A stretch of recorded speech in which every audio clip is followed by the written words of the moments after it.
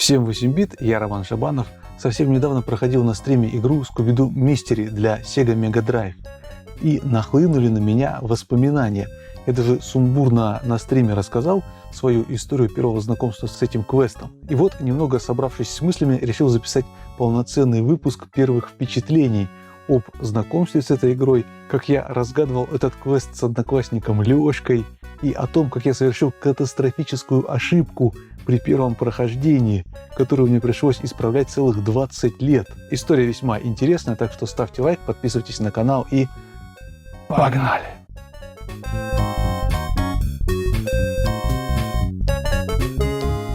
Надо сказать, что фанатом мультфильма «Скуби-Ду» я никогда не был. Я, конечно, смотрел его в детстве, но мне никогда не нравилась там анимация.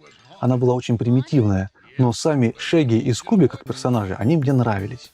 И я их знал. Скорее всего, информацию об игре я узнал стандартным для начала 2000-х методом, то есть прочитал описание в книге с паролями и секретами. А вот сам картридж я купил на барахолке в Новосибирске, на площади Карла Маркса. У меня даже вот сохранился чек, сейчас я вам точно скажу.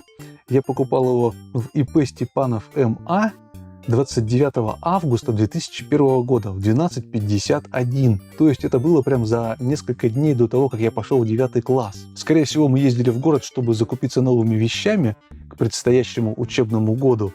И между делом я увидел на барахолке, как продаются картриджи для Сеги. По-моему, это был какой-то мужик, который продавал картриджи, просто разложив их на капоте машины. И вот там, среди прочего, я увидел у него вот эту вот коробку и подумал, что было бы неплохой идеей купить эту игру. Причем на самой картинке и на иллюстрации, которая здесь с двух сторон одинаковая, изображены какие-то отдаленно напоминающие Скуби-Ду персонажи. Так что я покупал практически кота в мешке, потому что даже в моей книжке с паролями и секретами нет ни единого скриншота к этой игре. Картридж внутри был вот такой вот, классический такой пиратский, потрепанный. И даже пластик у него не очень-то хороший. Вот, картинка все та же. Так вот, купил я этот картридж, и, видимо, вот эти вот самые первые дни сентября 2001 года я уже как раз-таки и погружался в эту игру после учебы. Немного о том, что это за игра. А это, как ни странно, самый настоящий квест, наподобие Monkey Island или Broken Sword. Прям с настоящей анимацией, нарисованной от руки, и с добротной такой графикой. Я до сих пор удивляюсь, как разработчики запихали все это в картридж для Сеги, причем там 2 эпизода, которые нужно проходить. Конечно, они не такие продолжительные, как, например, Monkey Island тот же. Тем не менее, достаточно уникальный случай. Мне кажется, что на Сегу такого рода квестов вообще больше нет. И сам я в 2001 году, конечно же, не знал, что такое квесты. И как в них играть, я тоже не представлял. Компьютера у нас тогда еще с братом не было. У меня только появилась Сега.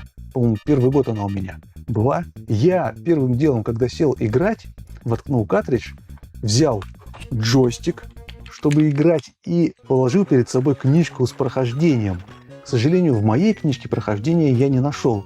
То есть, скорее всего, я у кого-то брал книжку, и в этой книжке было полное прохождение, собственно, по которому я прям первый раз, запустив игру, и начал ее проходить. Поэтому я совершил свою самую катастрофическую ошибку, которую можно только допустить во время прохождения квестов. И прям первый эпизод «Отель Блейка» я как раз и прошел по этой самой книжке в первый же день. Это заняло, наверное, минут 30 или 40.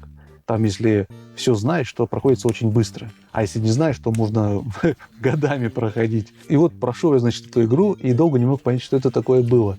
И только потом до меня начало доходить, что на самом-то деле надо было все это проходить без книжки, а потихонечку, на ощупь. Причем картридж-то этот на английском, а я тогда еще английский не очень хорошо знал, но я очень увлекался переводами. Я помню, что очень много переводил истории бойцов из игры Mortal Kombat. И Scooby-Doo я тоже потом начал переводить, но это уже после того, как я игру прошел. Я себе даже сделал такую небольшую шпаргалку с переводами всех вот этих вот функций, которые можно нажимать внизу экрана.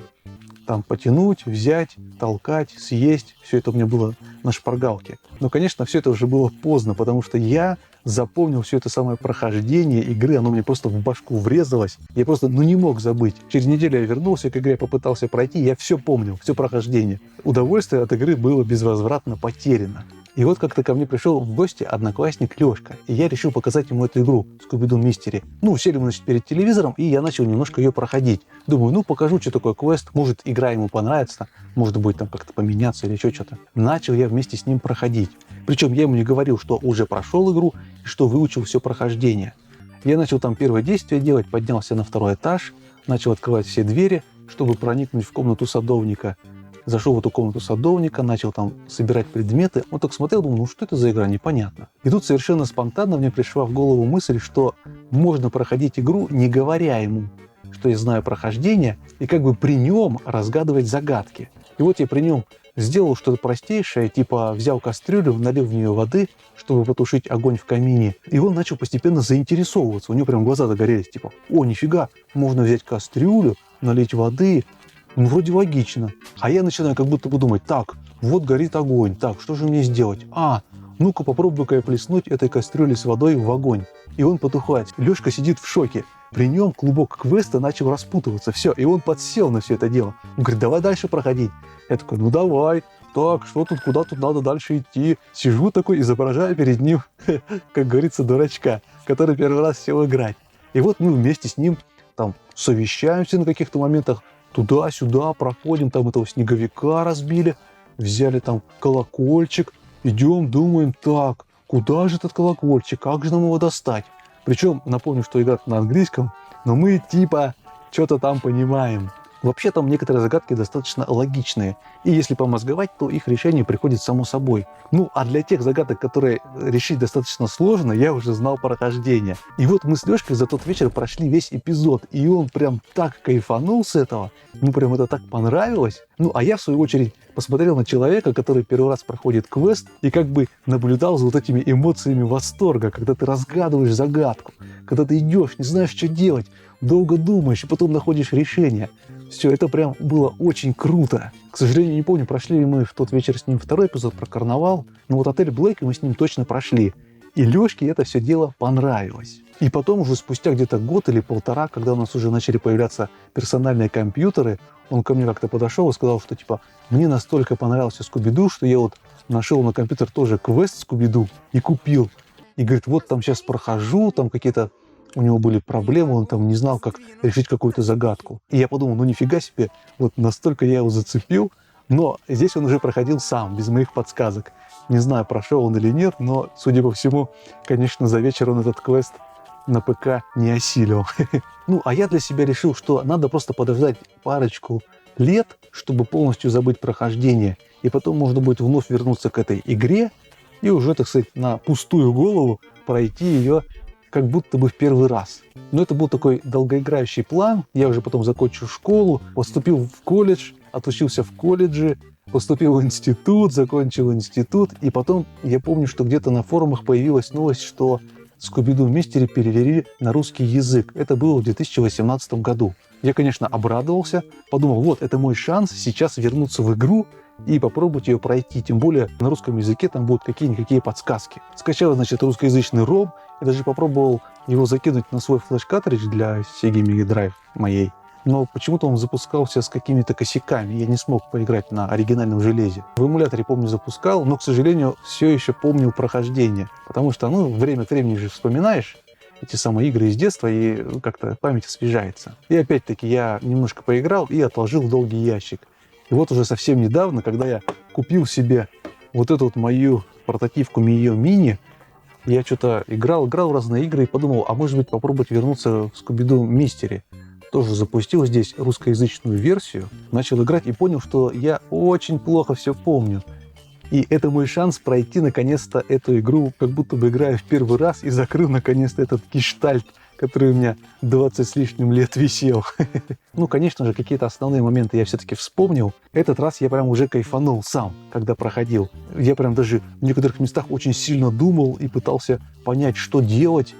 Но в целом, конечно, прошел без подсказок. Единственное место, на котором я забуксовал, это найти крышечку от баночки Кока-Колы, чтобы сделать фонарик. Вот это я, к сожалению, не вспомнил. А все остальное я постепенно вспоминал. Ну вот где-то пару дней я потратил на прохождение.